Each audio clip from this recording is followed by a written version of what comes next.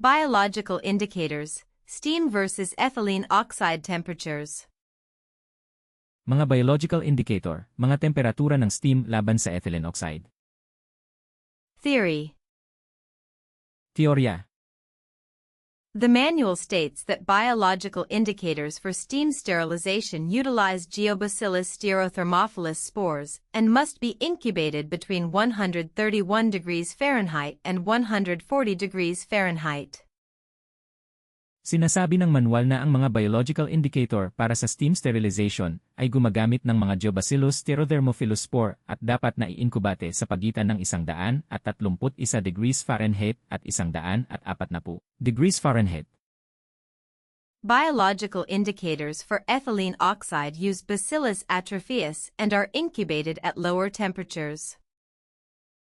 Ang mga biological indicator para sa ethylene oxide ay gumagamit ng Bacillus atrophaeus at ini-incubate sa mas mababang temperatura. Reality. Katotohanan. In multi-sterilizer departments, technicians frequently manage both steam and low-temperature sterilizers side by side. Sa mga departamentong may maraming sterilizer, madalas na pinamamahalaan ng mga technician ng magkatabi ang parehong steam at low-temperature na sterilizer. In a rush, a technician might accidentally place a steam biological indicator into the lower temperature incubator designed for ethylene oxide or hydrogen peroxide indicators. Sa pagmamadali, maaaring hindi sinasadyang mailagay ng isang technician ang isang steam biological indicator sa incubator na may mas mababang temperatura na idinisenyo para sa mga ethylene oxide o hydrogen peroxide indicator.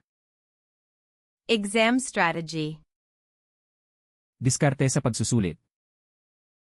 The exam will test your ability to match the specific spore to the specific temperature range. Susubukin ng pagsusulit ang iyong kakayahang itugma ang partikular na spore sa partikular na hanay ng temperatura.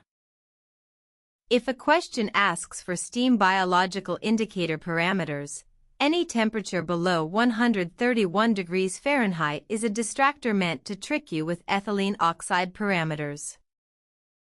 Kung ang isang tanong ay naghahanap ng mga parameter ng steam biological indicator, anumang temperatura sa ibaba ng 131 degrees Fahrenheit ay isang pampalito na nilalayong linlangin ka gamit ang mga parameter ng ethylene oxide. Always select the 131 degrees Fahrenheit to 140 degrees Fahrenheit range for steam. Palaging piliin ang hanay na 131 degrees Fahrenheit hanggang 140 degrees Fahrenheit para sa steam. Core logic. Pangunahing lohika. Geobacillus stereothermophilus is a heat-loving microorganism.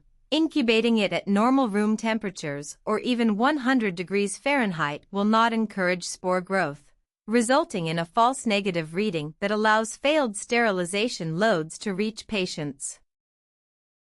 Ang Geobacillus stereothermophilus ay isang microorganism na mahilig sa init. Ang pag-incubat nito sa mga normal na temperatura ng silid o kahit na 100 degrees Fahrenheit ay hindi hihikayat sa paglaki ng spore, na nagreresulta sa isang false negative na pagbasa na nagbibigay daan sa mga bigong sterilization load na maabot ang mga pasyente.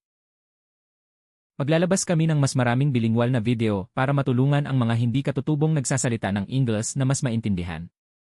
Mag-subscribe sa channel para mapabilis ang iyong certification journey. Ipagpatuloy ang pagsisikap.